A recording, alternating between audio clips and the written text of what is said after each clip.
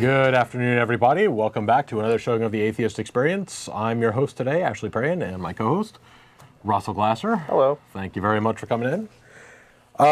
Anyway, we are live today. It's January 23rd, and we are being sponsored by the Atheist Community of Austin, a non-profit educational organization promoting positive atheism and the separation of church and state. We have weekly meetings every Sunday at Crescent City Beignets on 6th Street, a couple blocks west of Lamar. Those start at 11:30 and go until about 1, 2 o'clock. They're very open, very informal. Any atheist-friendly people, more than welcome to come down and meet some of us and get some donuts and coffee. That is every Sunday, like say Crescent City Beignets at 11:30. Save the third Sunday of the month when we have our lecture series at the Austin History Center on 9th and Guadalupe. We had a lecture last week, actually, by Joe Zemecki on atheist activism that he's been doing for the last 10 years or so, a little bit less than 10 years. That was very interesting. It was an excellent lecture. Next month, I believe, we're having somebody come in from the Texas Freedom Network. I can't remember. I don't actually have the details on what they're talking about right now. But I believe if you go to our website and look up on the calendar there, they'll probably have details there. And if not, I will be on next week. I'll have some details on that one. But that would be next month, third Sunday of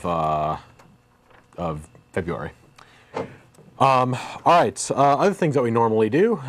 Every Monday night we have the Godless Gamers at this man's house. And that is starting at 7 o'clock every night. It's board games, card games, party games, that type of stuff, anything that catches our fancy for the evening. And again, that's every Monday night at 7 o'clock. If you go to our website and log in, you can get some details there. Or also write to the webmaster, and I believe that goes to the same person, or they can at least get you details. And that's every Monday night at 7 o'clock. Also, every Thursday night, we have Atheist Happy Hour at Antonio's Tex-Mex on the southbound feeder of I-35, just south of 183. That starts at 7:30, and again, it's just like Sunday meeting, very informal. Anyone, atheist-friendly people, more than welcome to come down there. Also, every other Saturday, we have an internet audio show, The Non-Prophets, which is hosted by Jeff D. and co-hosted by Dennis Loubet and produced by Russel Glasser. That is every other Saturday. It's atheist news from an atheist perspective, editorials, comments, discussion, that type of thing. And that is every other Saturday. So the next show will be a week from now. Today is January 23rd. I assume that would be, the 29th, I believe? Sounds good. I think the 29th of January, or thereabouts. And that's a live MP3 stream from atheistnetwork.com, 2 to 3:30 every other Saturday. All right. I believe that is everything that we have for regular announcement that I can think of, at least.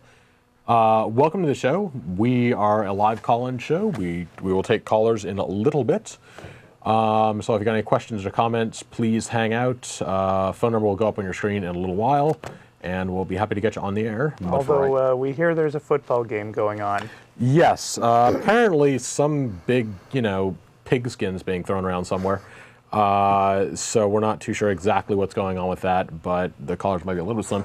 But again, if you got a question, please stay on. Apparently there's a phone number. But anyway, first we're going to go to Russell, and what do you got for us? Okay, well, it's been a while since I've managed to be on the show, actually. I think I missed a month. Yeah. Something really interesting happened to me during my month away, though. I saw Yasser Arafat. Really? When was he supposed to die? Well, I don't mean I saw him on TV or anything, but I actually, he was in my house, and... Really now? Yeah.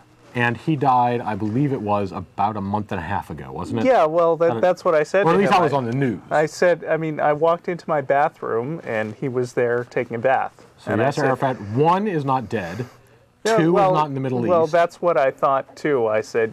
and 3 is in your bathroom. Yeah. Well, he's not now, but I walked up to Yasser and I said, hey, Yasser, didn't you just die like right after the election? Because there was, I remember it was all over the news. Okay. And he said, yes, I did. But, Okay. Allah brought me back 2 weeks later. Okay, well, and the I'm here newscasters to must tell you have about had the experience. ball in your bathroom with this one. Well, Was this on CNN, C-SPAN, and every other channel that we've ever heard of? not that I'm aware of, no. Okay. But Did you bring them along? well, actually, it's funny you should mention that. I mean, I was have it right here. I was worried. No, I didn't bring him along today. I was worried, though, being the hardcore skeptic that I am, that if I just walked up to some of my friends and said, hey, Yasser Arafat was in the bathtub, they'd probably react the way you're reacting now. Yes. And I was worried that I wouldn't have any proof of my story. But luckily, when he was done, he got out of the tub and he toweled off and he got dressed up in his robes. And he said, I'm very bored. Did he leave an image of himself in the room? Well, wait a minute. Okay. I'm very bored sitting in this house, he said. So can you take me somewhere? And Okay. so I thought, well, he's probably not spent much time in Austin. So I took him downtown. And while we were downtown, about 900 other people saw him. Okay. All right. Yeah. Do we have any of them along? No. I mean, Pictures? no. News stories from them? If 900 people saw him, one of them must have worked but- for the news studios. I wouldn't know who was there. I mean, Austin's a big place. But Okay. I mean, if Any you want stories from these people? if you want proof that he was there, all you have to do is find one of these people yourself and ask them, and they'll tell you that I'm telling the truth. Okay. And do we know that it was actually him and perhaps not somebody dressed up? No, it was definitely Granted, I him. would think most people on 6th Street, when was this, on Friday night? Most people on a Friday night on 6th Street are probably not going to be coherent enough to say, ooh, Yasser Arafat. Well, some of them must have been, and you can take it up with the witnesses when you talk to them. Okay, all right. Anyway, so I just thought that was an interesting story. So now here's my topic for today. It's evidence. Of which we are demanding. See, people a lot of times ask us atheists, what is the single best argument you can make to prove that there is no God? And to me, I think there's really only one answer possible to that question, which is there's just no evidence. There's no reason to believe that he does exist. I mean, there's all these other arguments that we sometimes make, but those are really just answers to the things that Christians inevitably bring up to prove that there just has to be a God. Like, all the things they bring up, like the first cause argument and all that stuff. And then they start sometimes, so when I say that, sometimes they start presenting the sorts of things that they consider to be evidence, because they say, well, there's all kinds of evidence for God. The universe is evidence. And all these people believed that there's a God, and I mean, how can you believe that so many people could be wrong? Yeah. Of course, the most typical source that we get for here's some evidence of God is, that one book, the Bible. And there's a particular verse that I've seen brought up a lot that I thought I'd share with you. This is from 1 Corinthians chapter 15. It says, and he was seen of Cephas. This is Jesus they're talking about. Okay. Then of the 12. And after that, and it's Paul writing about him, about seeing Jesus after he died. Okay, yes. And he was seen of Cephas, then of the 12. After that, he was seen of about 500 brethren at once, of whom the greater part remain unto this present, but some are fallen asleep. And after that, he was seen of James, and then of all the apostles. So you see, if you doubt the existence of Jesus, Paul says there were 500 other people who saw him. Okay. So doesn't that convince you? Well, two problems with that. Okay. One, there are quotes, and I believe it's from Paul, that say, as long as it is something that increases the faith, it's okay. Telling someone that you're poor, telling someone that you are rich, either one of those is fine if it brings them closer to God. In other words, you can say things that aren't true. Exactly. You can lie out of your butt. And as long as it brings people closer to God and, increases their faith, then that's okay. That's one issue. Okay. The other issue, more directly, specifically to this one, is, again, if there were 500 people, why did not one of those 500 people, that I've ever heard of at least, write anything else down? Well, that's a good question, but I thought so. Asking the question doesn't prove that the 500 witnesses weren't real. No, it does not. In fact, okay, so you agree with that, and by the same token, you would agree with me that just because you didn't see a news story about Yasser Arafat returning from the dead, of course, doesn't prove that he didn't. That he didn't. Of course. Makes it somewhat unlikely. In fact, in the sense that I'm giving the word with that heavy emphasis, prove, nothing.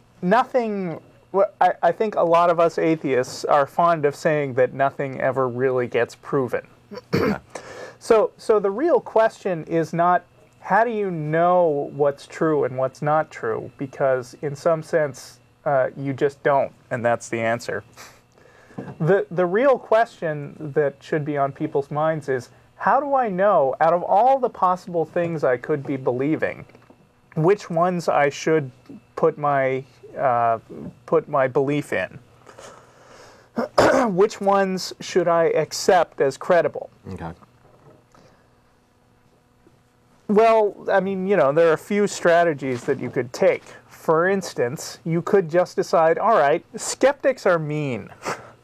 I don't like it when people question and ask for evidence. Yeah, making a lot of thinking stuff. Yeah.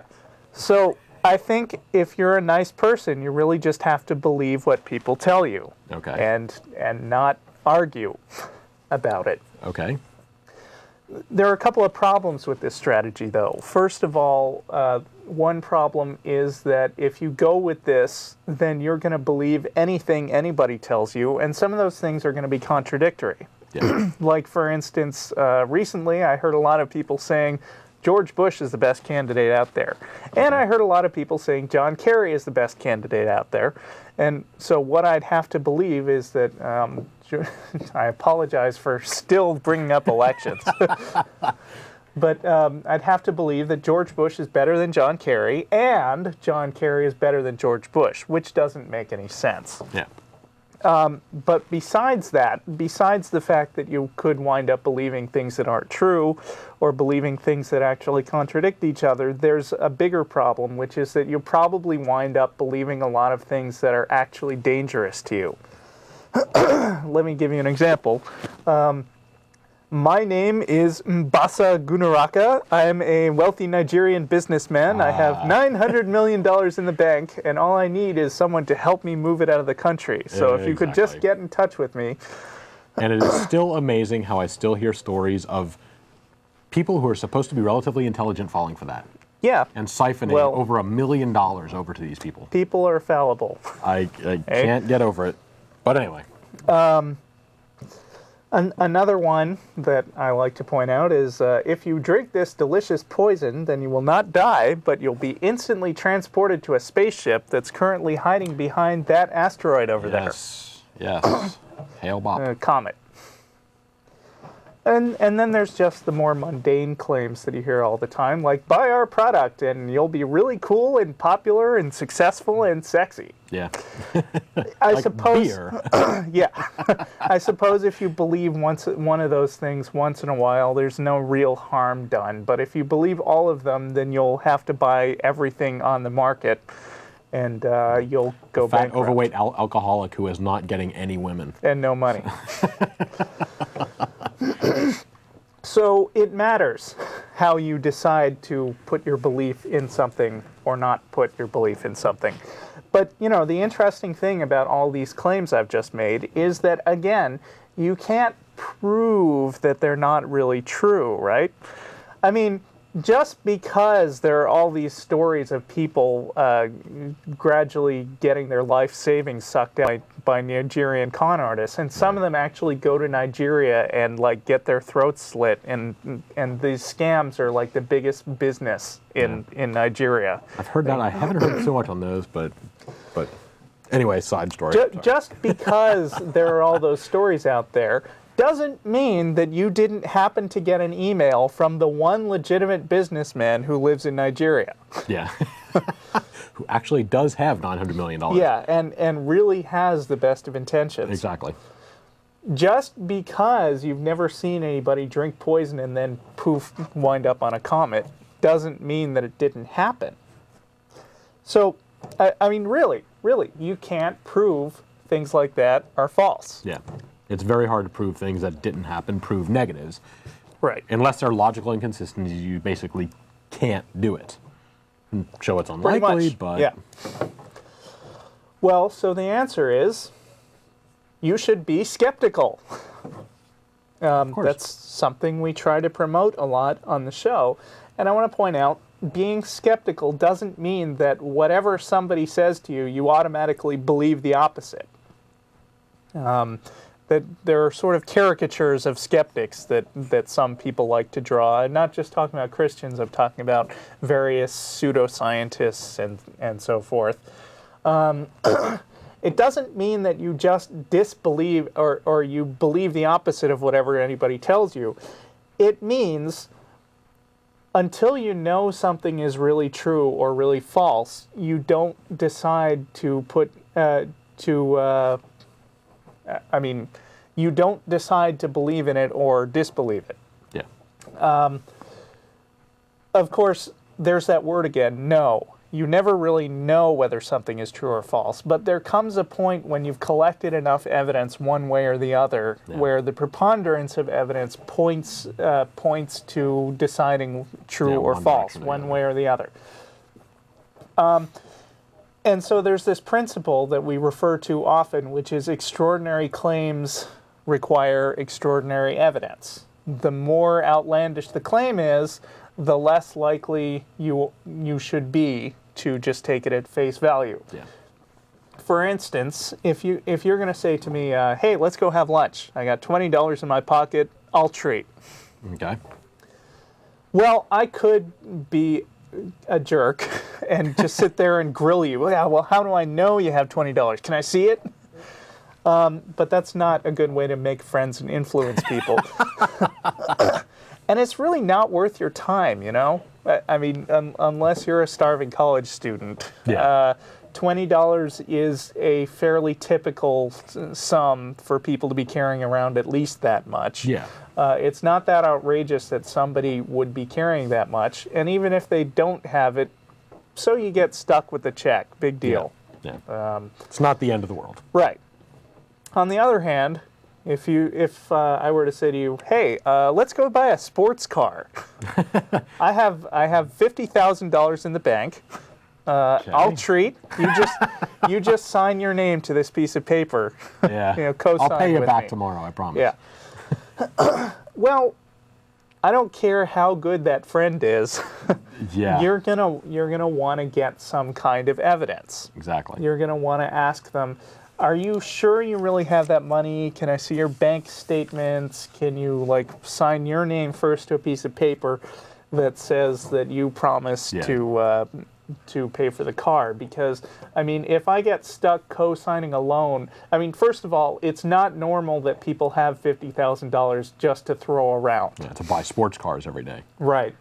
And second of all, if that claim turns out to be false, then you're in trouble, because if you co-sign a loan and then the other guy says, I don't really have the money, then you're stuck with bad credit or whatever.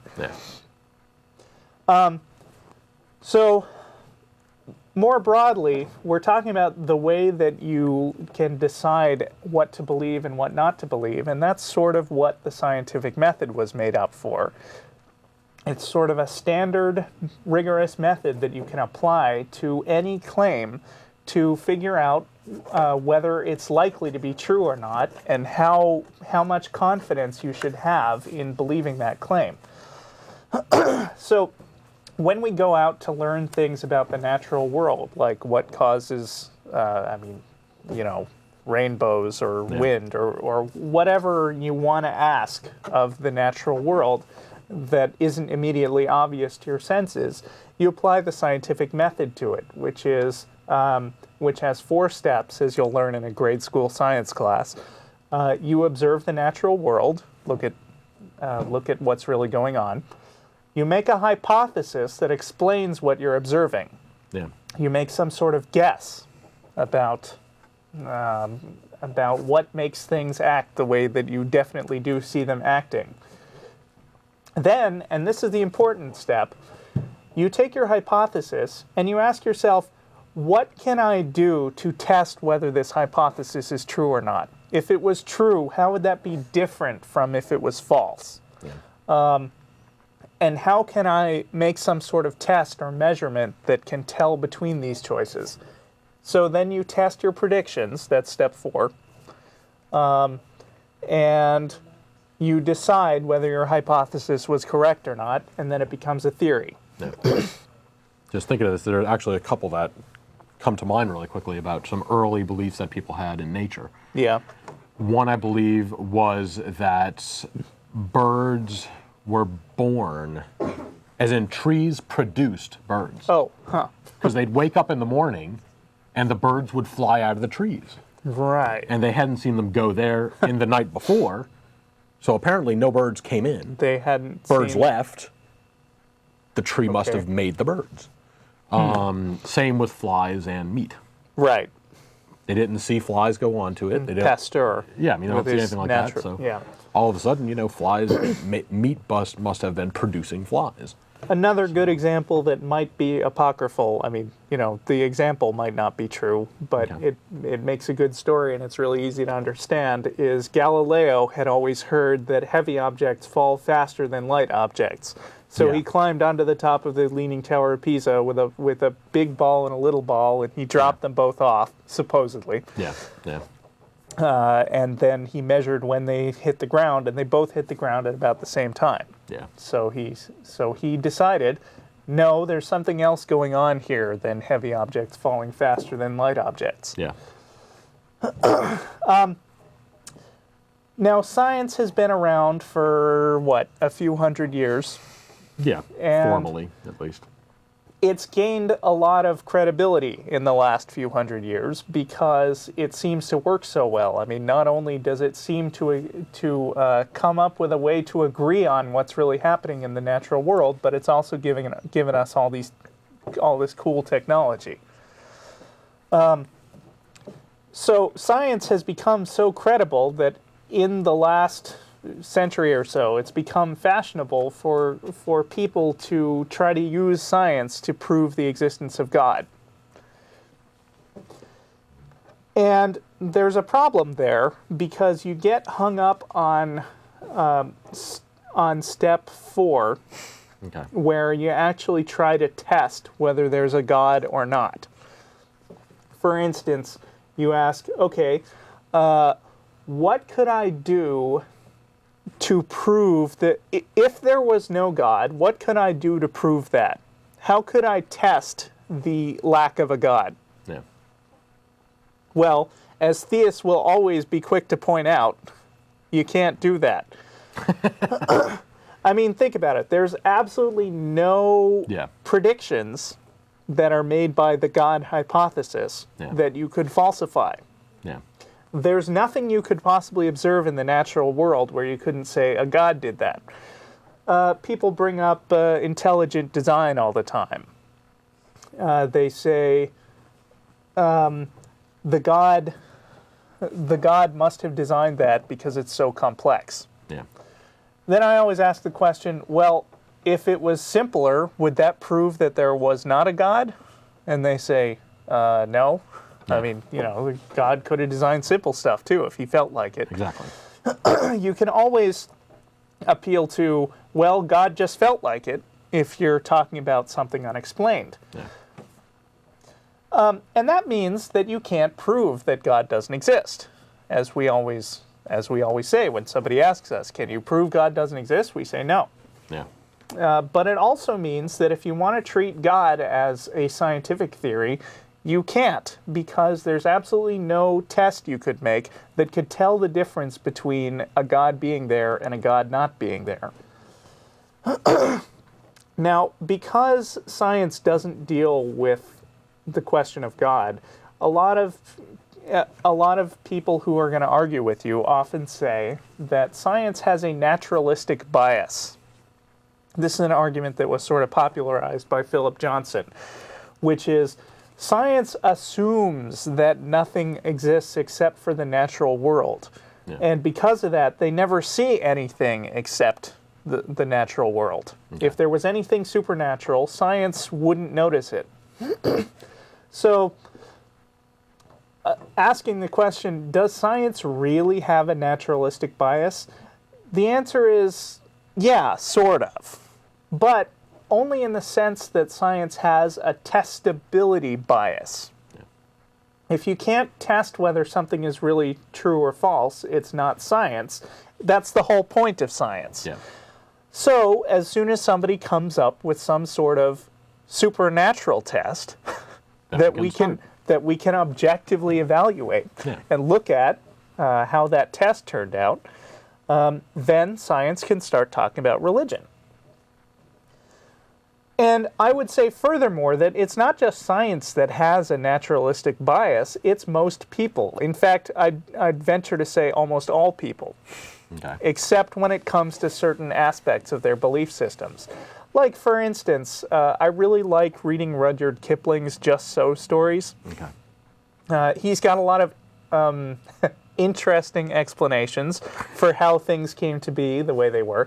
For instance, the reason that elephants have long trunks is because a baby elephant who talked went and talked to a crocodile who talked, and the crocodile grabbed his nose and his teeth and stretched it out, and now all elephants have long noses. Or the reason the camel has a hump is because in the old days he was very grumpy and he used to go around saying humph a lot. and this jinn got really mad at his attitude, and so he said, now you'll have a big hump to carry around.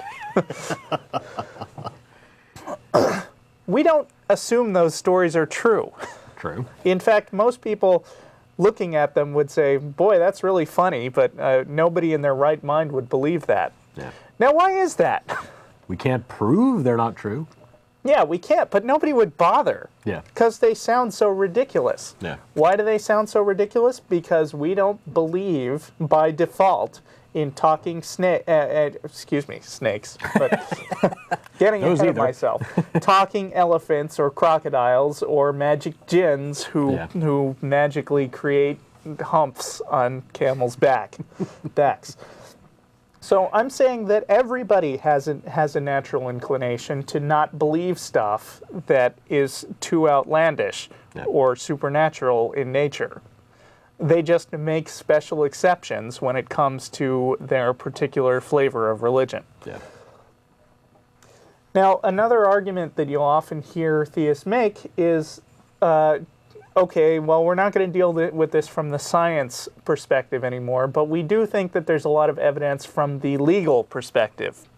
For instance, if you look at all the writings that have been done about Jesus, you have to conclude that nothing, that's a little exaggeration, I would think, but nothing in history is better confirmed than the existence and life and miracles of Jesus Christ. Yeah. And a lot of popular books make use of that concept. For instance, Josh McDowell wrote a book called Evidence That Demands a Verdict and uses this whole courtroom metaphor throughout the book. You know, I present my legal evidence, and it's up to you, the jury, to decide whether the resurrection story is true or false. And Lee Strobel also has a book called The Case for Christ, where he uses the courtroom metaphor a lot. The problem with that is that ever since the 1600s, we don't allow spectral evidence or spectral testimony in court. Yeah. And there's a reason for that. You may recall in the 1600s that people were being burned at the stake because of witches. And what kind of evidence were they? What kind of evidence were they using to convict these people? Well, they were saying things like, "I saw her turn into a cat," Yeah. and they decided, well, if you're gonna make some sort, or they were saying, "I saw her dancing with the devil in a dream." Yes. Yeah. But I felt that my dream was true. And you can see what kind of problems that gets you into when you believe things like that. Mm-hmm. So it's not just science that has a supernatural bias, that has a naturalistic bias. It's the law too. You can't bring up things like, "I saw this guy walking around after he was dead," Yeah. and expect a jury to take you seriously on that. and like I'm saying, there's really good reason why we don't want the law to admit supernatural testimony. Because would you want a person convicted of murder because some psychic said that she saw him commit the crime? Yeah. If you had no other evidence, you might be a little worried about accepting that sort of thing. Especially because, okay, let's assume that psychics are real. Let's assume that there are some people in the world who have psychic powers. You still need to know who's a psychic and who's not really a psychic. Because as soon as people are sure that there are psychics somewhere in the world, there are gonna be there's gonna be an industry of con men that springs up. Yeah. Unlike what we have now, who want to tell you that they're the real thing when in fact they're just fake people with no powers at all. Yeah. So you need to have some kind of test to determine who's a psychic and who's not, even if there really is such a thing as psychic powers. And the only real test we can think of is something that would be objective and verifiable and repeatable, sort of like science. Yeah. And if you can't come up with a scientific test for psychics, even if there really are psychics, you're going to be taken in by con artists. And there actually have been several different tests of psychics. And Right. the problem is that there isn't a test, it's that all of them have failed the test. Right, psychics, yeah, there are tests, but every time a psychic fails the test, they say, "Oh, well, there was negative energy from all these skeptics in the room." There's some kind of excuse. Yeah. Yeah. So anyway, I've got more to go over, but we've got a couple of people one person who's been on the line for a long time. All right. And I think we can Go ahead and take one or two give callers. Joan a turn. Okay, anyway, as said, this is a live call-in show. We are live today, January 23rd. If you have any questions or comments or anything like that, please go ahead and give us a call with the number on your screen. Let's first go to Joan. You there? Hello? Yes. Hello. Hi, I'm a Jehovah's Witness. And, Hello. well, I just recently, I'm kind of thinking about converting to it, because this group of people, this group of Jehovah's Witnesses went up to me, and they invited me to go on this trip, and, to learn about the religion. So, I went with them, and, on the trip, they, started poking me with needles, and maybe they said that was a part of their religion or something. The chances are you should look for a better one. Are you sure this isn't a fraternity you were joining by mistake? No, it was definitely a religion. Okay. Okay. They sacrificed goats and stuff, and I was getting really creeped out. Yeah, I don't think those are the Jehovah's Witnesses Witnesses. don't sacrifice they don't goats. sacrifice anything that I've ever heard of. But So- I really like the base of the religion. Just I don't like it when they inject me with needles and stuff. Okay. Is Yeah, there well. anything in the... Never mind. Yeah, there's no point in going any farther than that. All right. I don't think any Jehovah's Witnesses are actually, as an initiation ritual, trying to poke people with needles. or Yeah, I anything don't like think that, so. But Doubtful, and if they are, dude, it's called the police. That's illegal. Okay. So anyway, I believe that we might have Another caller? Yes, we have. Do we? I think so. John? Yeah, how are you guys doing? How you doing? I had a couple of questions about about Mormon people. They came to my apartment last week and visited me, and they knocked on the door. I answered. They were telling me about the religion and stuff, and then they came. I let them come inside because they insisted on talking to me, and then one of them took out their penis, and I got kind of freaked out. Yeah. And then they stuck you with needles, right? It must be the football game. All right. Yes. Well, no, but those guys are all watching football, so it must be the non-football fans who are idiots today. Oh, weird. Okay. All right, well, excluding us, obviously. Did you have more to go over? Yeah, I do. Okay. Anyway, to take up where I left off. Yes. Anyone who's serious and actually has a question, please go ahead and use the number and call us. Yes. So you need some kind of evidence to decide what to believe and not to believe, and we have this sort of maxim, which is extraordinary claims require extraordinary evidence. Yeah. And when you say that, sometimes they'll. When you say stuff about evidence, they'll start bringing up sometimes ridiculous things like, well, you can't prove that the sun is going to come up tomorrow. Yeah. And you can't prove that when you sit down in a chair, it's going to support you instead of you passing right through it. And again, that's true. Just because the sun has risen every morning that I've been alive, and we have historical records saying that it's risen every morning in history, doesn't mean that it's not going to suddenly stop rising tomorrow. Yeah. Just because every chair I've sat in, apart from the broken ones, just because every chair I've ever sat in has been corporeal, has had physical substance. Yeah. Sometimes they break. But, that doesn't prove that the next one isn't going to be a ghost chair. Yeah, it's still a fairly good body of evidence, though. Right. Yeah, we have a strong body of past evidence. And there's a difference between believing something that you have a lot of evidence for and believing something just because you want to believe it or because a lot of other people believe it, so it must be true. Yeah.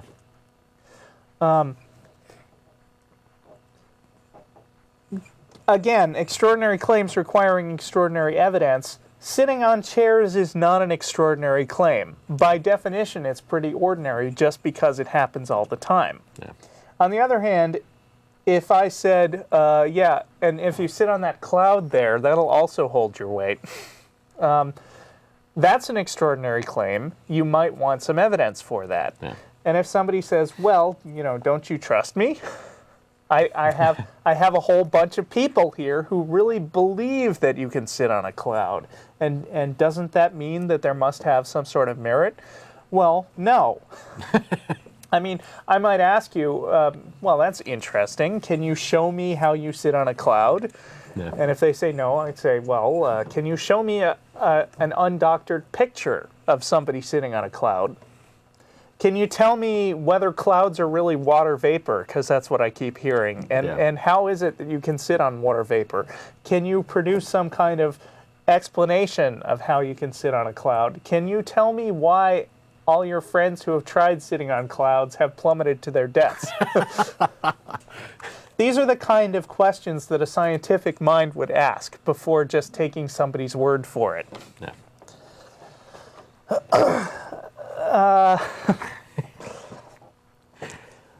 Anyway, what I'm getting to is that you can never absolutely know stuff, but you can really have a pretty good idea of what's true and what's not. In fact, you can have an extremely good idea, sort of beyond reasonable doubt, so to speak. Yeah.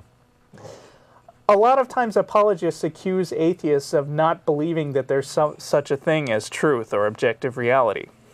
And I will say that there are some people who don't believe in truth or objective reality. I mean, postmodernism is a real movement. There are actually people who say, there's nothing out there. Yeah.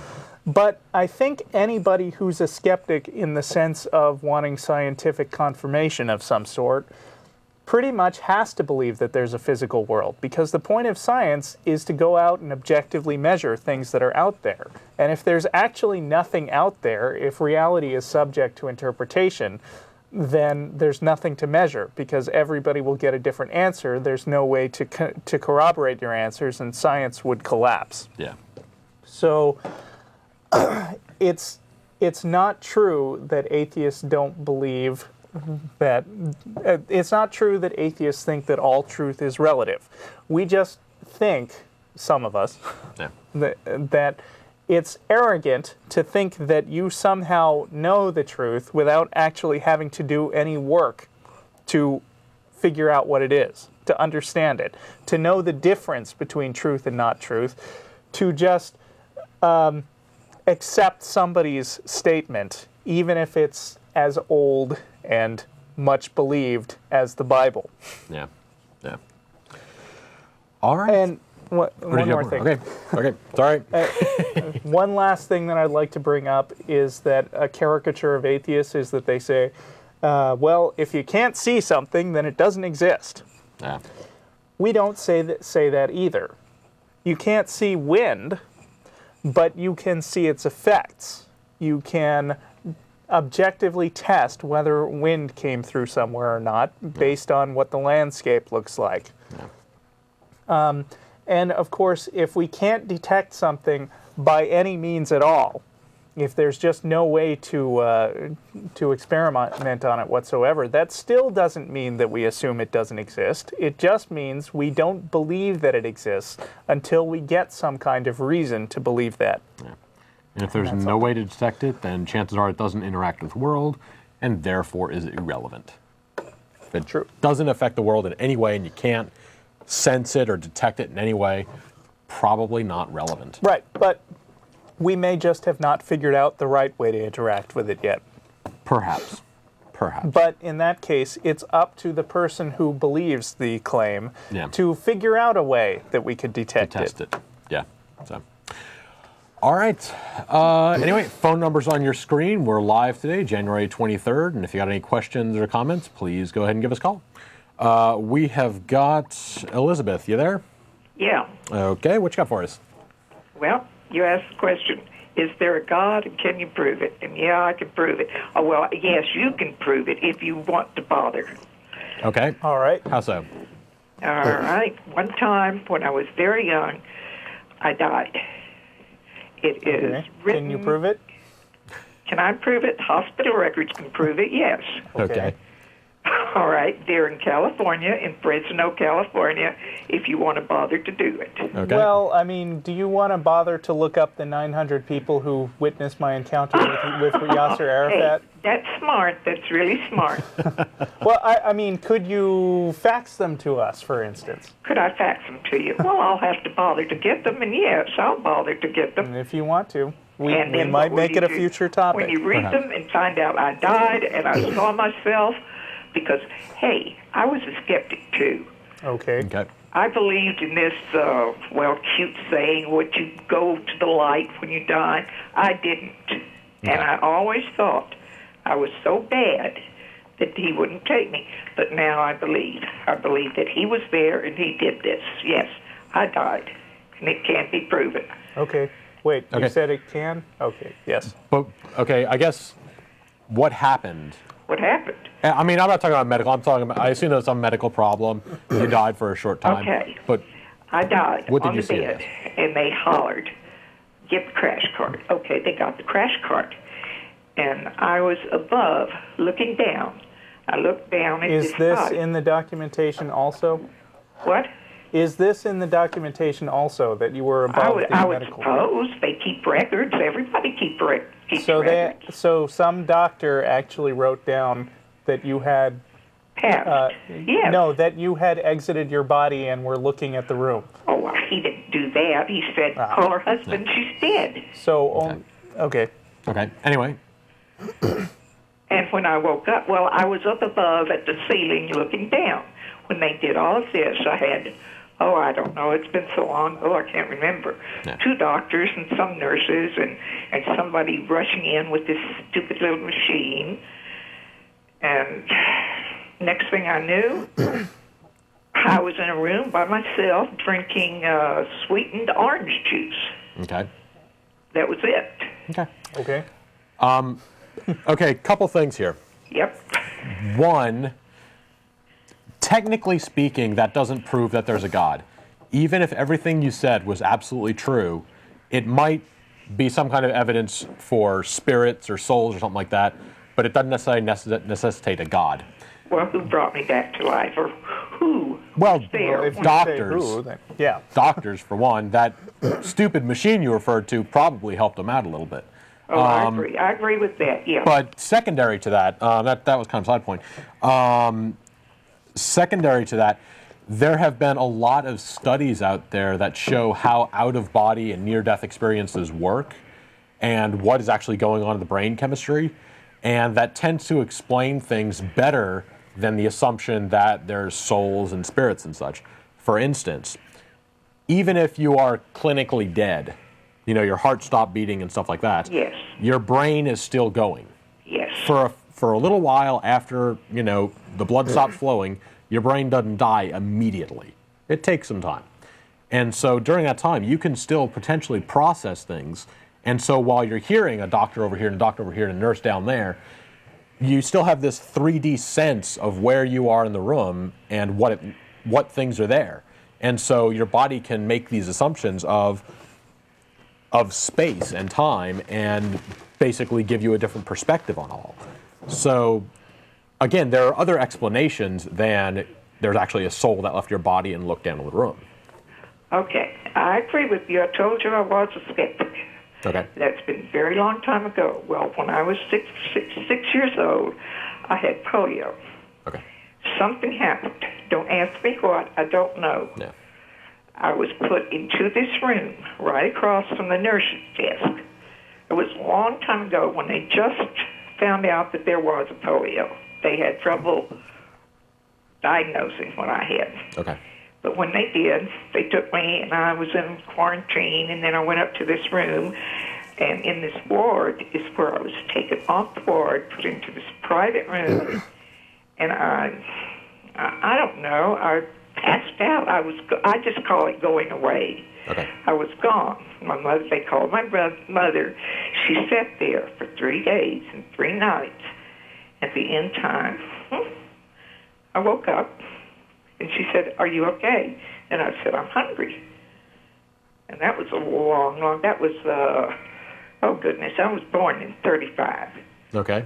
So I don't know, I was 6 years old. So do the homework.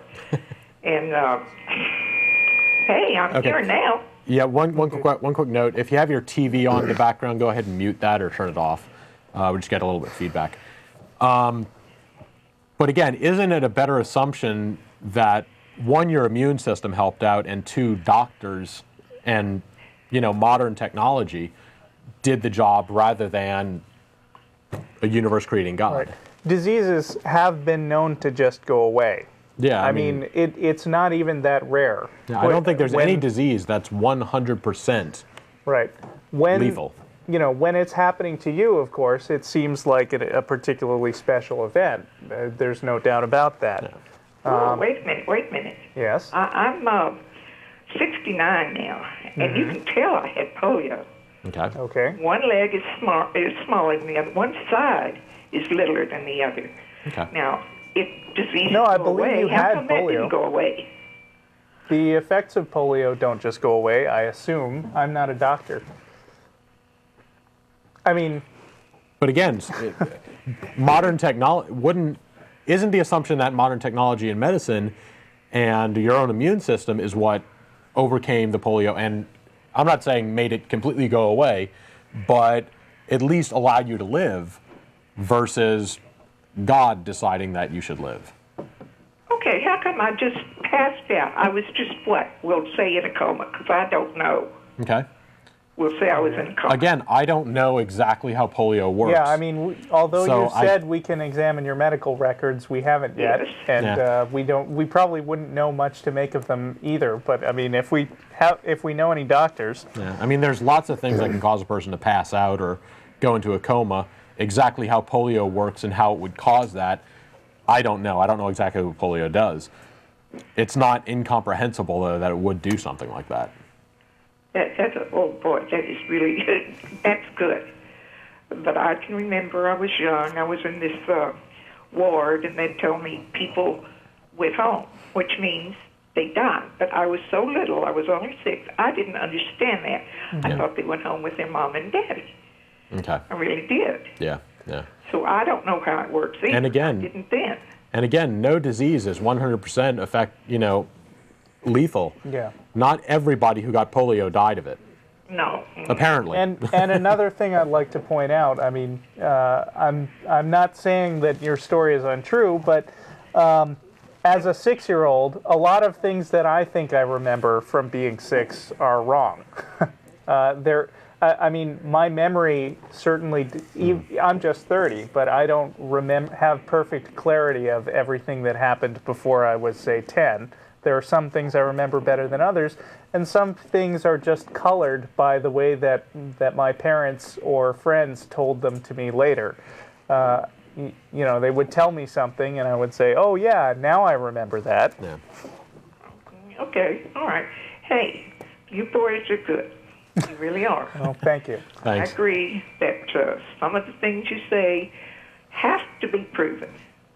Yeah. I can prove them. They can be proved. Yeah. Okay. And like say, as in terms of your medical records and the fact that you had polio and died for a short time later on, that again, I've heard of that. If you say that happened, No, I have no real reason not to believe you. But to say that because of that, because you had an out-of-body experience, that proves God, that's going a bit farther than I'm willing to commit. Because again, that's an extraordinary claim. And that's something I'd want a little more evidence of. All right, what does it prove then? You tell me. It doesn't really prove much of It anything. proves that diseases sometimes go into remission, for one thing. Yeah.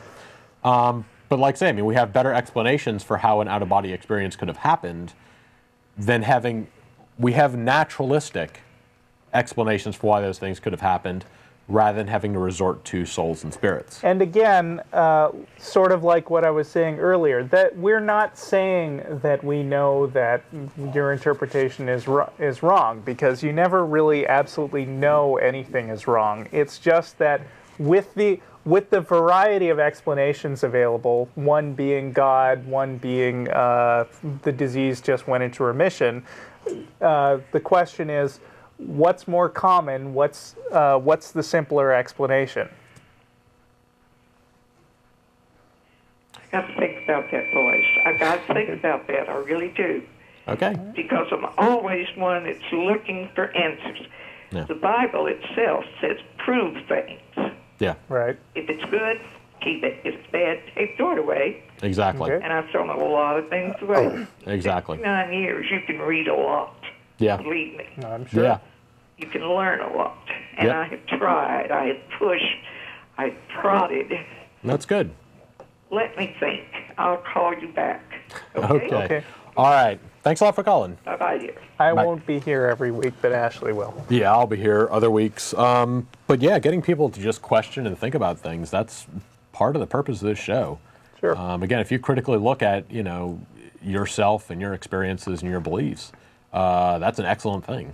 Not enough people do that these days. It's unquestionably accepted that there must be a God in Jesus and so on, and that's not what that person was claiming. But like I say, I mean, just critically looking at your beliefs is a good thing. Make sure Right. that you know where you stand, that it's true. So, anyway, phone number's on your screen. Please go ahead and give us a call. Let's go to Tina. Are you there? Hello? Hi, Tina. Hold on, let me adjust my phone. Yeah, turn off the TV or anything like that. It's on in the background. And Okay. what you got for us? I had some questions about evolution. Okay. Okay, so do you believe we evolved from something, or what do you think about that? I believe that the preponderance of evidence points to the fact that things evolve. Yeah, most of the evidence out there says that we came from simpler forms. So, yeah, I'd go with that.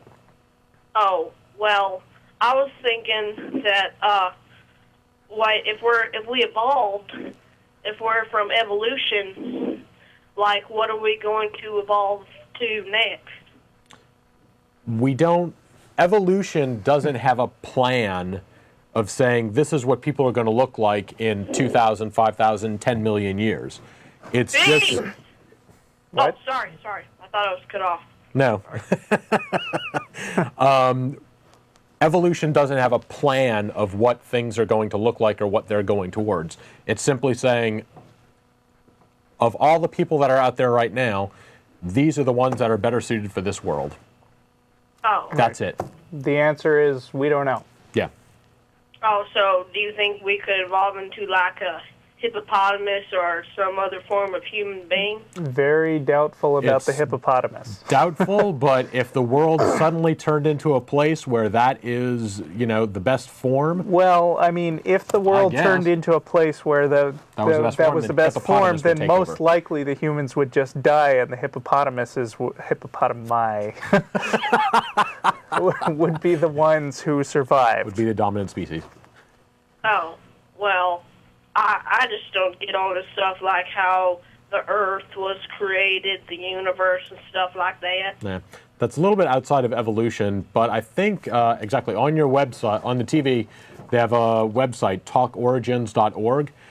It's got a lot of links and articles on there about how evolution works and what it basically says. Again, there's a lot of science out there that says, cosmology is how the planets formed and how stars form and stuff like that. It's not always the lightest and easiest thing to understand, but it's what we know so far. Also, for some basic stuff, if you go to our website, atheist-community.org, we have a link there to a fact page, which has some excellent basics on atheism in general, which you're asking more about science specifically. But it's got some excellent articles on there. Oh, well, so I was my friend told me that he's thinking that my background was from like a grill or something, because I every once in a while I'll have like a craving to eat a banana or something. Okay, well, Doesn't work quite like that. No, it doesn't work like that. I mean, essentially what evolution says is that everything is related to everything else, just some more or less distantly. In fact, you are neither more nor less related to a gorilla than your friend is. So How do you know that? Because again, What do that evolution, it just doesn't work like that. You're about as close to a gorilla as a chimp is. Is a chimp? Biologically speaking, you're about the same. Well, one time, my friend recently died, and right before he died, this is the friend that said that I reminded him of a monkey or a gorilla, and then right before he died, he had a heart attack. Right before he died, he was like, and then he died. But how was he like again? Okay. He said, Okay, just want to make sure I got that. Well, I don't think it's that funny because he died. I'm sorry. Yeah, and that's not the funny part. So. Yeah, that really. I know the noise is kind of funny, but it's my friend, and I know him for he's the one that said I was a gorilla. And do you think he would be in some way related to an animal species? Again, it doesn't work quite like that. Again, go to the Talk Origins website and look up some of the articles in there and get just a little look at what evolution actually is and says. That'll hopefully clear out a couple things for you. So, did you have any other questions? I was wondering what all the beliefs were about atheism. Like, what's the main belief? I think that's a fact page question. Yep, that's listed on the fact page. Basically, lack of belief in a God. That's it. There are some things that come from that, again, looking at the world naturally and such. But atheism, pure and simple, lack of a belief in a God. So which God do you believe in? None. Lack of belief in a God. Oh. Any God.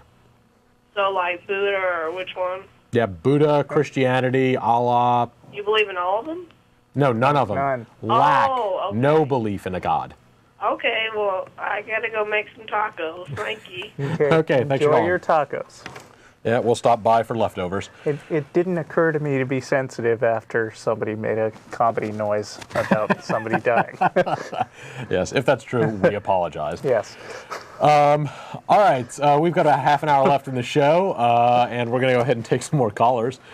Let's go on to Darby. You there? Hi, yeah. Okay, what you got for us? Well, first off, I have witnessed a miracle personally. Okay. Okay. Your patience. It's a miracle that you can get through these calls. The last one, I'm not think sure. I might have to become a believer. You brought up Exactly. that Good evidence. point. Good point. If that doesn't make you believe, I don't know what would. Because there's no way a human being can have that much restraint. Thank you. Now, I just have We a problem. get roundly criticized by the rest of the crew if we do something wrong, so you learn over time. I could never make it on the show. I would just tear into people, I think. Well, that's what Jeff does. That's- You should that's watch Jeff's when job. he's on. Oh, yeah. You've already got one of me. Yeah. Yeah. Yeah, I just have a hard time with people that can believe in certain miracles and claims, like the virgin birth. Mm-hmm. You know, you have judges in our society that preside over life and death for you that claim that a virgin gave birth to a human God and the pillar of salt and the ark. And these people are actually in positions of power instead of, medicated and locked up. That just amazes me. Yeah. And it's some of that it makes me wonder, because people actually believe this. Some of them do. Yet, as you say, they're still functional members of society. It makes me wonder how strongly they actually believe it. Because, again, if you go through the Bible and you follow it, what it says, there's a lot of stuff in here there that nobody does. Commandments like never eat meat on, Fridays. No shellfish. Right. My favorite. Red Lobster is doing fine. My favorite for people who you should love your neighbor as yourself, for example, which is what Jesus said, is have you donated a kidney to a stranger? Exactly. Because if you have 2 working kidneys, then you do not love your neighbor as yourself. Or you just don't have needy neighbors. Especially in a capitalist society, it's real hard to see these. I have more respect for Muslims. At least they practice what they preach. Yeah. They're very die-hard about it. Exactly. And they're just as crazy as the fundamentalists here, but still, at least they live up to what they preach. Yeah. Which is also kind of scary. But Well, not just kind of. But again, as you say, again, if people actually read the Bible and did everything that it instructs them to do, the world would be a very different place. And so I always wonder, how much of this do they actually believe, or is it just convenient and safe to say that you do and believe the general stuff? Because again, I don't see too many people sacrificing goats and killing their kids and all the stuff. They're of course going to say that some of the stuff is in the Old Testament and Jesus overruled it. Yeah, just Funny like the though, Ten there's Commandments. never really a clear list of which stuff is overruled and which isn't. So Exactly. it's never really obvious what parts you're still supposed to follow. Yeah, because I don't know if the New Testament has stuff about killing and murdering. That's why all over the world we have different people with a different little God chip on their shoulder saying, my God can beat up your God right now. Yeah. And just the damage that alone does. Exactly. And these, I don't know, it's just like you want to scream, wake up. Exactly. And actually that woman that called earlier, 69, Yeah. you have to love that. She's still questioning. She's still looking into it. Exactly. Yeah. She hasn't, she's pretty set in her ways, but that gets pounded into us all at a young age. Yeah. But what's scary about that is she says she had that experience at age 6. Yeah. And she was going to the light, but then felt so bad that God wouldn't like her or accept her that she turned away because she thought she wasn't even worth looking at. Yeah. And just the damage it did to her at age 6 alone. Yeah. I think that was actually 2 different incidents, from my understanding. Oh. But yeah, I mean, I still understand your point. We actually had a caller a couple weeks back who was saying that we are all doomed to hell, as in we all deserve eternal torment, according to the Bible and such. And I just couldn't get past the question of, what have you done in your life that is so horrible that you deserve eternal torment? I'm not perfect. I admit that. I've double parked. You know, I've done... Sinner! Exactly. I've done bad things in my life. I admit that. I don't think I deserve eternal punishment and torment for that. I haven't done anything quite that bad. So just like the U.S. justice system says, okay, you double parked, here's the $200 ticket, versus you killed 35 people, here's the death penalty. It seems like if there were a fair God out there, then he would say, okay, you lied, don't do that again, here's purgatory for 10 years or whatever, but now you get to go purgatory. to heaven. Purgatory, whatever. Lying is perjury, actually, so it almost works. Okay. But, you know, at least levels of punishment rather than, you know, you're not perfect, you burn in hell for all eternity. Just my take on the thing. Yeah, that's kind of rough to live with. Yeah, so. Did you have anything else for us? No, I'll let y'all get on with the show. I just wanted to say, you know, you're somehow giving me a belief that there's got to be something giving you guys strength. Well, don't take that too far. Okay, never will. Thanks. All right, thanks a lot for calling. A lot of alcohol. No, we do not kidding. advocate that in any way, shape, or form. Thank you very much. All right, let's see. We have got, I believe, a couple more callers on the line. Let's go on to, wow, we have, okay. 2 mics. Yes. Mike, you there? Yeah, I'm here. Okay, what you got for us? Well, I talked to you last week. I just wanted to, with regard to the general question, I think that, I suppose atheists have that. I'll just state it for you. If there is a God, why is there so much pain and misery? You've heard that. Yeah. That was. I just have opinions. Just 2 points I wanted to cover. Was one is if everything was good all the time and there was no pain and misery, it would be so boring. It would be like when you're drunk all the time. What's you heaven really going to be like? There's nothing to compare it to. There's no badness to compare it to. So you have to have ups and downs too. What's heaven going to be like? Is there going to be pain and misery in heaven? I don't know. I'm like you. I happen to believe in God, but I don't have any answers. I don't know. I don't say I know anything either. Okay, because it just seems like the standard picture of heaven, I think backed up by the Bible even, is there will be no more suffering or death. I think my definition of heaven is that we're all let in on the joke. That's pretty good. That's good.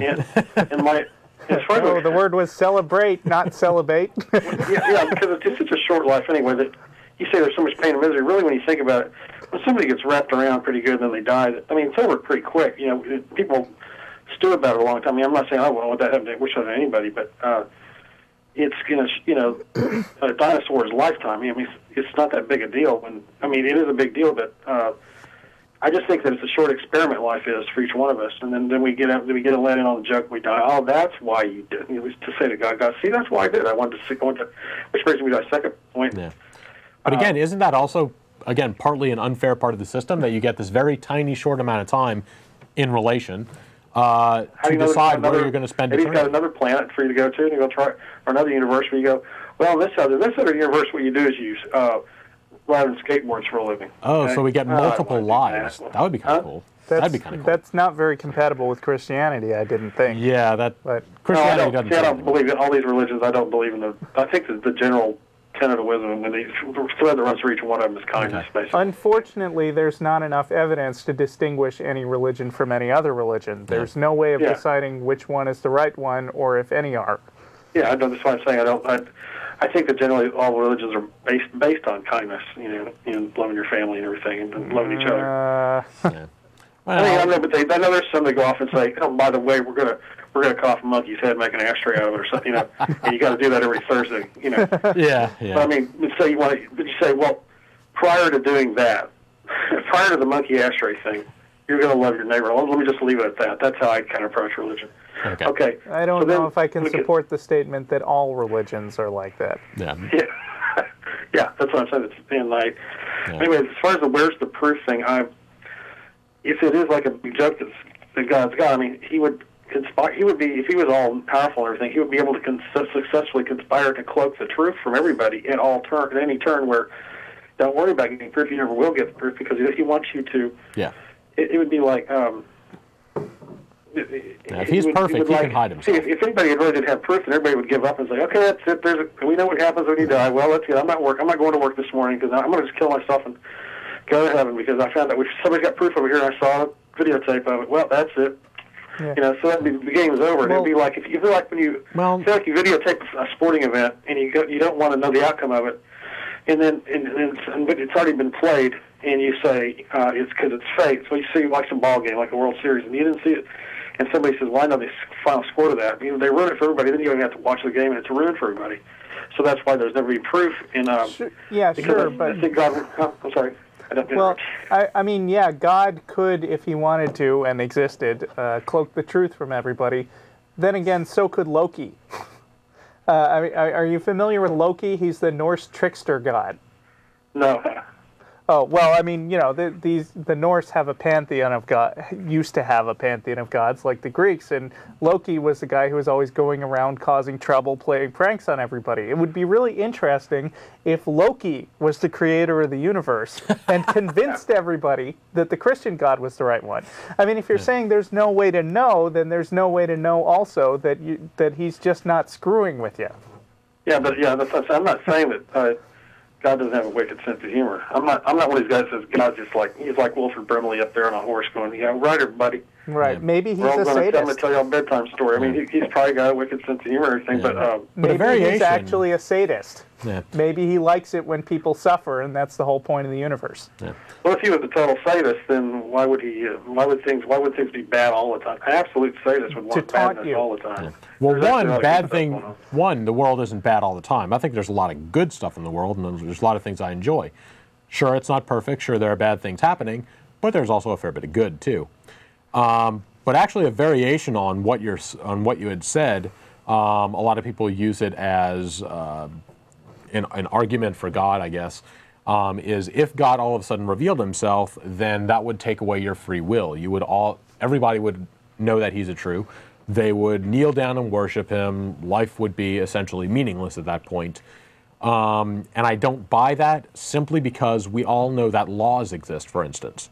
I know that there are police. I know that the speed limit is blah and you can't kill people. That doesn't stop everyone from committing crimes. Just because you know that there are police and there are consequences for your actions doesn't mean that you will immediately restrain from doing anything that is bad.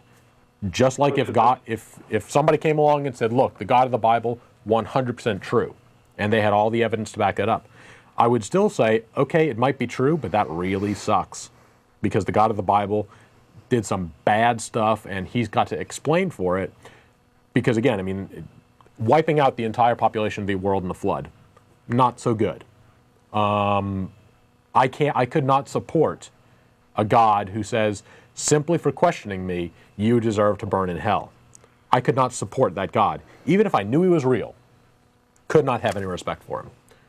Yeah, I have a little trouble equating the long arm of the law with the long arm of God. I don't really see, I mean, it's easy to escape. The reason people try to escape the long arm of the law is because they know they can't. There's a percentage of success with it. Whereas supposedly with God, that he sees you when you're sleeping. He knows when you're awake. Well, that's Santa Claus, whichever God we're talking with. Yeah. Surprising similarities. I think that if there is a God. But I mean, there are people who really, really believe in God and still manage to do bad things, right? Exactly.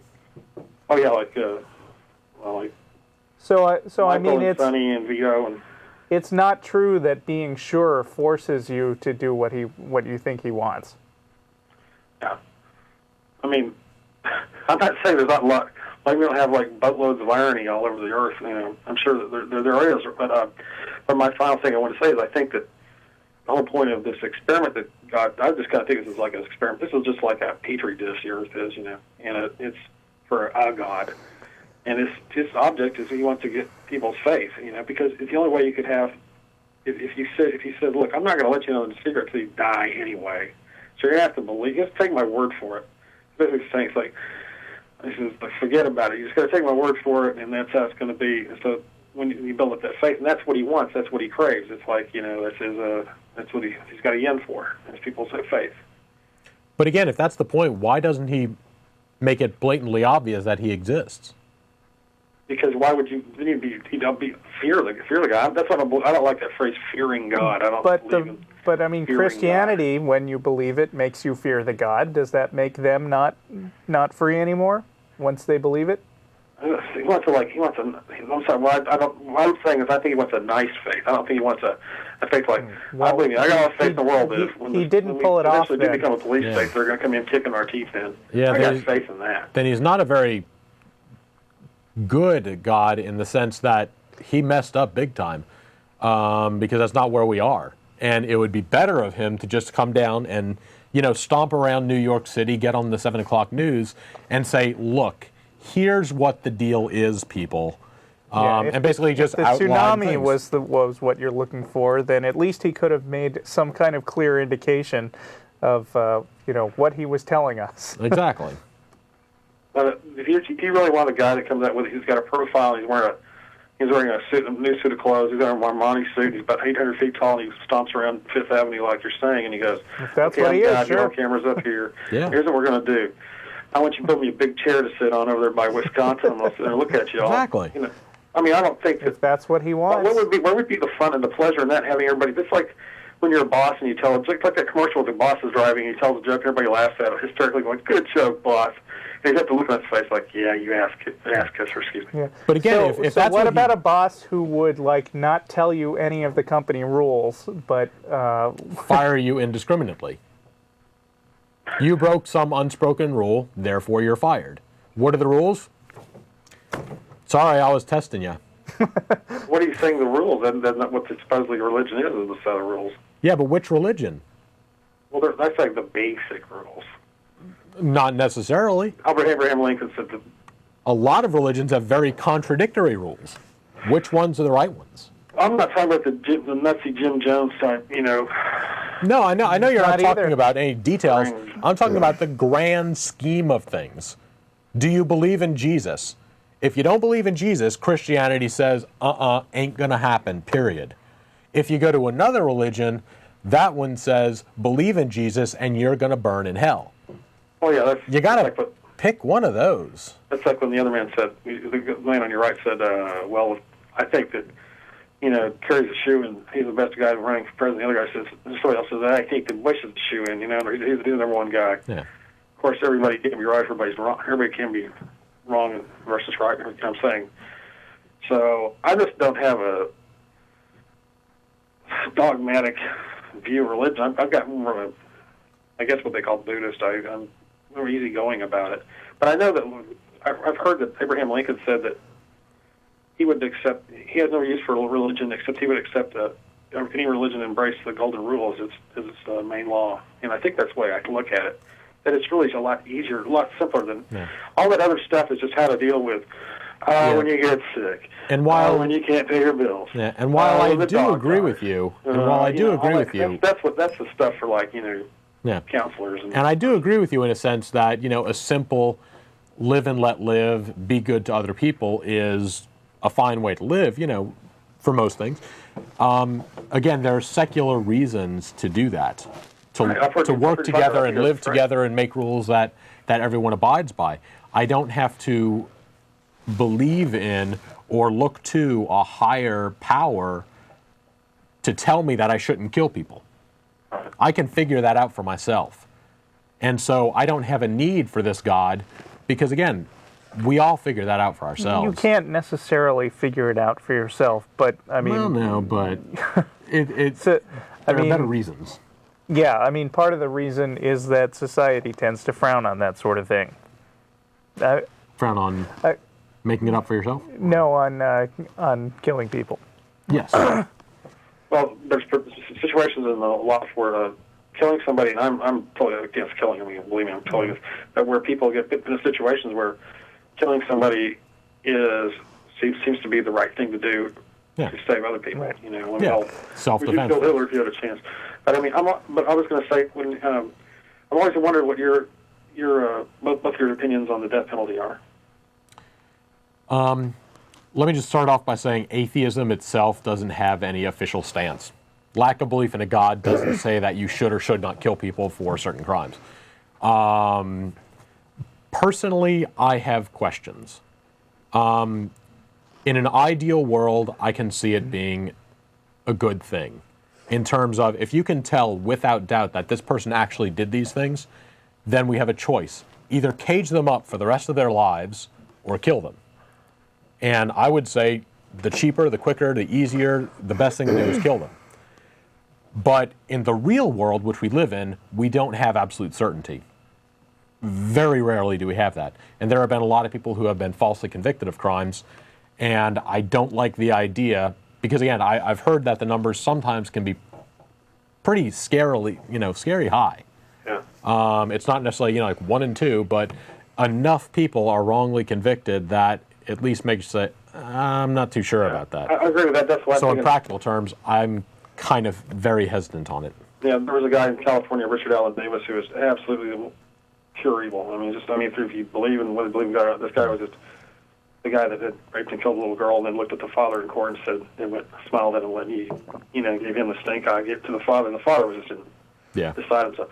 So I think until they amend the laws of our land, where murder is kind of divided into murder one is divided into 2 categories, with an asterisk, murder with an asterisk, and murder just obviously this guy he admits that he's going to do it again. Like the people that say, look, if you let me out, I'm going to do it again. Please kill me. Yeah. And you got some civil defense guy going, well, no, we got to save him because we got to keep the other side of the wall, and we got to hold one side of the wall, but the other side of the wall. Again, there's always questions.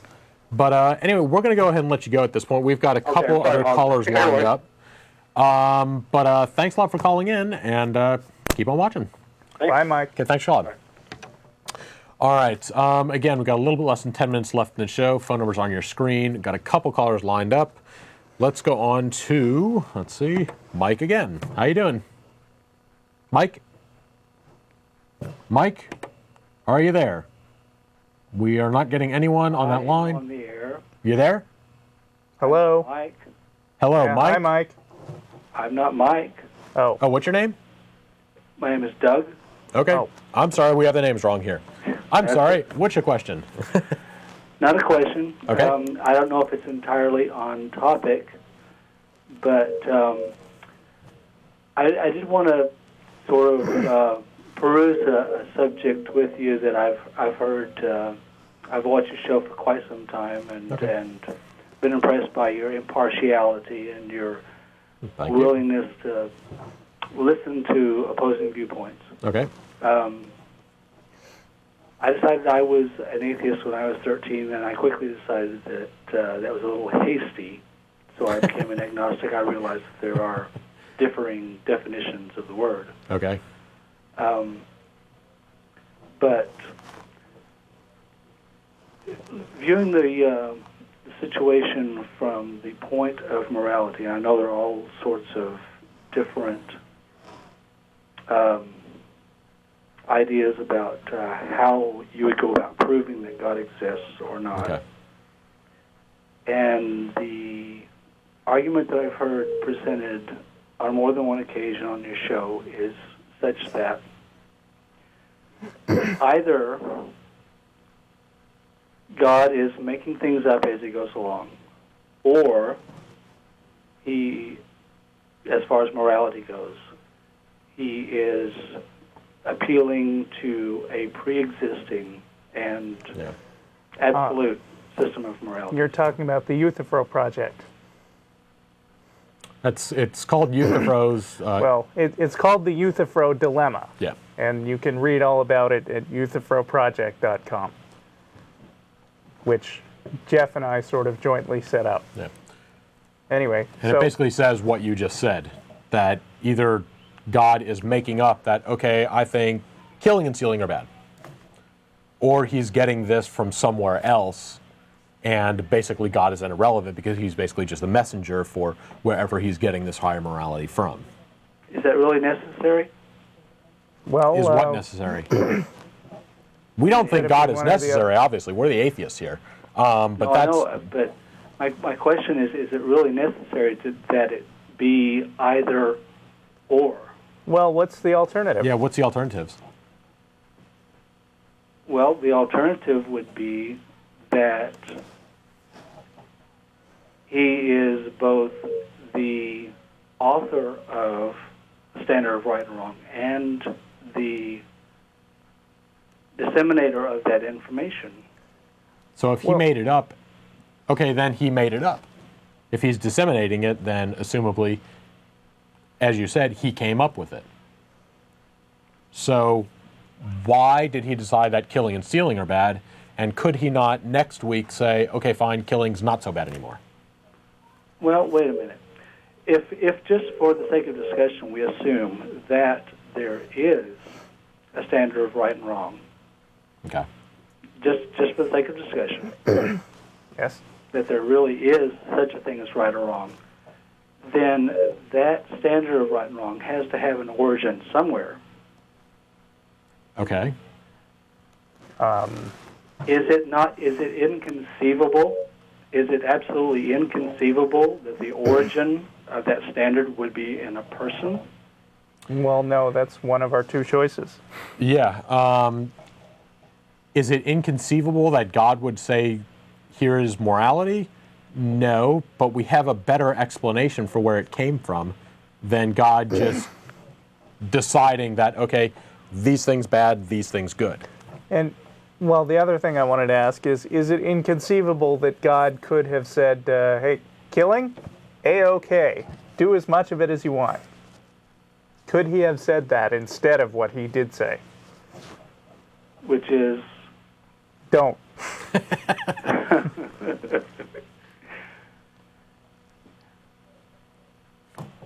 Could he have said that? Again, instead of killing and stealing is bad, said stealing, that's fine with me. Okay, perhaps we're dancing around the subject, but or maybe I'm missing the point. But if we're assuming that there is such a thing as right and wrong, where does that come from?